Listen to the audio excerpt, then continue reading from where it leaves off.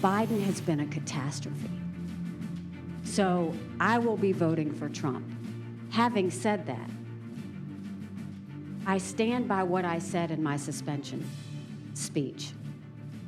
Trump would be smart to reach out to the millions of people who voted for me and continue to support me, and not assume that they're just going to be with him. News and campaign advice. That was former presidential candidate Nikki Haley throwing her support behind former President Trump. Haley revealed this after delivering a foreign policy speech here in Washington at a think tank called the Hudson Institute. Nidia Cavazos joins us now. Nidia, what do we know what do we know about the evolution of this statement and anything it might mean for Nikki Haley's suspended campaign and the delegate she won during the Republican primaries and caucuses? Major, what we do know so far today is that Nikki Haley has officially come out to say she is supporting former President Donald Trump as a voter, although this isn't necessarily a formal endorsement as a former presidential candidate. She has come out to say that she will be voting for the former president here. Now, she did stop short of this official endorsement, but she also did call out Trump and asked him to reach out to her supporters and to her voters so that they can earn his support when it comes to this upcoming election. And what did Nikki Haley have to say, if anything, about President Biden and his approach to foreign policy? I'm sure she had some choice words. But when it came to the speech that we first heard, and again, this is the first official speech that we hear from Nikki Haley after she dropped out of the presidential race almost 2 months ago, she did mention President Biden over 18 times in her speech today. And all of this was to denounce his actions, to denounce his responses to the Israel and Hamas conflict. But she also officially blames him for putting the country at risk by, she named several examples, for example, by withholding weapons from Israel just a couple of weeks ago. And she also further blames Biden for putting the country at risk by not necessarily tackling the U.S. southern border. I believe we have some sound from that speech. Control, is that right? And if we do, please roll that. I can hardly imagine a more foolish move than Joe Biden withholding weapons from one of our closest allies. And it comes after more and more Democrats have turned on Israel. Nidia, do we expect more visibility from Nikki Haley after this, or is this kind of a one-time only thing? We can certainly expect more from Nikki Haley in the upcoming weeks. She will be working closely with the Hudson Institute.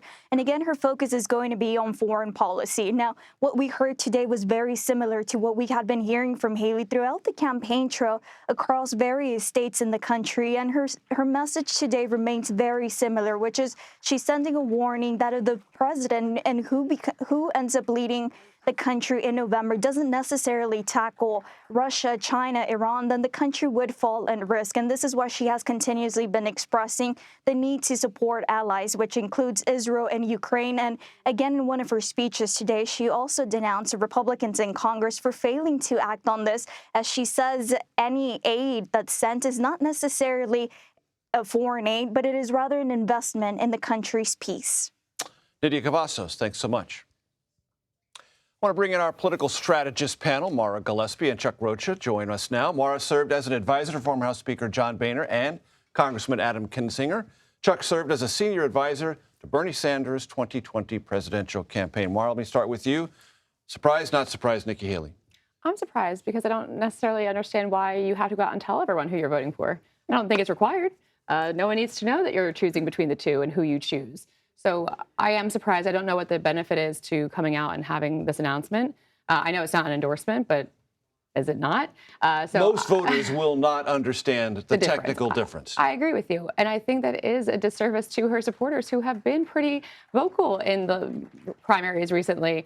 Even though she's been out of the race, they still continue to vote for her. So what message does it send to them? And from your vantage point, Maura, is that a meaningful statistical matter that in Indiana, Maryland, other places, Nikki Haley, having suspended her campaign nearly 2 months ago, still clocks 18 to 20% in these essentially non-contested primaries? Does that mean something to you? It does, because it shows us that, again, we knew this going into this before Donald Trump was the nominee, but that people didn't want this rematch of Donald Trump versus Joe Biden.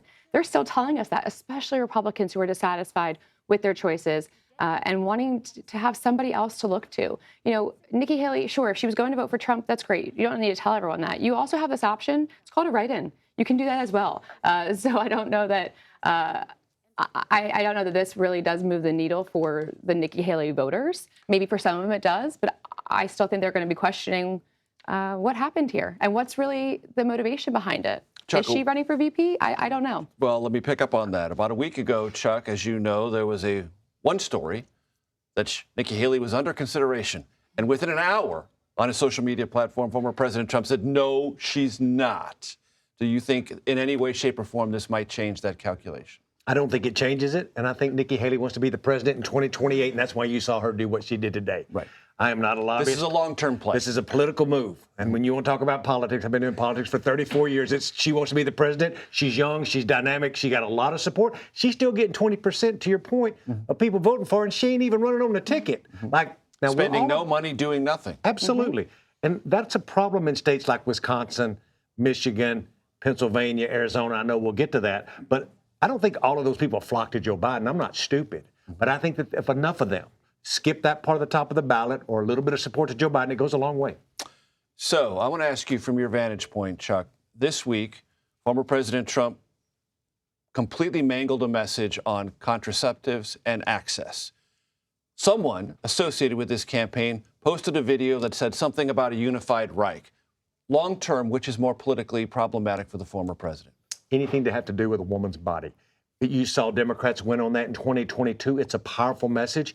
Any of us who spend any time around a woman in our lives know that there's one thing you don't do, and you don't mess with a woman. And that's exactly what he's doing. Sure, the Reich stuff falls in line with all the other things that he says that folks say is anti-American or authoritarian. But talking about a woman's freedom to do what she wants to do with her body is him just reinforcing a narrative that Democrats will use over and over to mobilize women around this country. There's a Bloomberg story today written by Joshua Green that says focus groups are detecting and have detected for like the last month or so swing voters alarmed about this idea about what former President Trump's actual attitudes are about a third term, or would there be another election or threat to democracy? Do you think that is still a resonant issue for Democrats? And do you believe stories that talk about swing voters and focus groups volunteering concerns about that? I do believe that, and I do focus groups all the time. It's how much of his stuff can you use? As a political consultant, he overwhelms you. He floods the zone. It's like drinking out of a water hydrant. It's like, how do you pick a piece out of everything that's coming at you to use? And you'll watch Democrats, they will defer back to this choice issue and women issue a lot more than they'll look at the democracy, but they will use that, and they'll use that to their betterment. Maura, your perspective on that question I just put to Chuck. I would agree with Chuck there. I think that when it comes to women's health and women's reproductive rights, Republicans will lose time and time again unless they change their message, and they're not going to. We just saw that, yes, putting it to the states is one thing, but then being wishy-washy on whether or not you actually support women's reproductive rights, and half the population are women, and telling them they don't get medical freedom, that's not going to sit well with them. Whether they're vocal about it or not, they will be vocal at the ballot box. So they've got to consider that. And then to the other point, the democracy question. It's not like Donald Trump voters didn't know who he was going into 2016. They knew who he was. 2020, they knew who he was. They knew who he was in 2020. Absolutely. They know who he is and who he wants to be. None of that is new. Whether it doesn't make it right, what he says, and it doesn't make it okay, it's grotesque and horrible, but they know who he is, and he wants to aspire to be a dictator, right? He doesn't want the actual job of being president. He wants to be in power. But I think when it comes to questions about democracy and women's health is where the Nikki Haley voters, those who are undecided and unhappy with the choices, that's where you might get them. To your point a moment ago about Trump saying, well, the states will decide. Tactically, he gives off the impression that that sort of insulates him from this larger debate. But as we saw in Alabama, and as we may soon see in Louisiana, what states do about access to either IVF in Alabama or mifepristone and misoprostol in Louisiana, morning after drugs, can become an instant national issue. You're criminalizing women for taking control of what happens to their bodies. That's what you're doing with those decisions. You're criminalizing them for having an active role in what's best for their health, what's best for them, without having any ideas or suggestions or resources to help them. We focus so much on we don't want this, but what will you do after the fact? You're telling women in Louisiana, you're telling women that they have to have these children. Well, how are you supporting them? What are they supposed to do? It's costly to have kids. It's costly to go through every appointment to make sure you're having a healthy pregnancy. But if you're preventing them from having the care and access that they need, where does it leave them? Chuck, real quickly, does it insulate Trump strategically by saying, oh, the states will take care of it, don't ask me too much? I think people will see through it. And Democratic strategists like me will take what happened in Louisiana and will make it and tie it around a Republican's neck anywhere that they are running, saying, this is your party, this is what your party stands for. Folks have been doing that for a long time and will continue to. Chuck, Rocha, and Maura, thank you so much for your time. We appreciate it.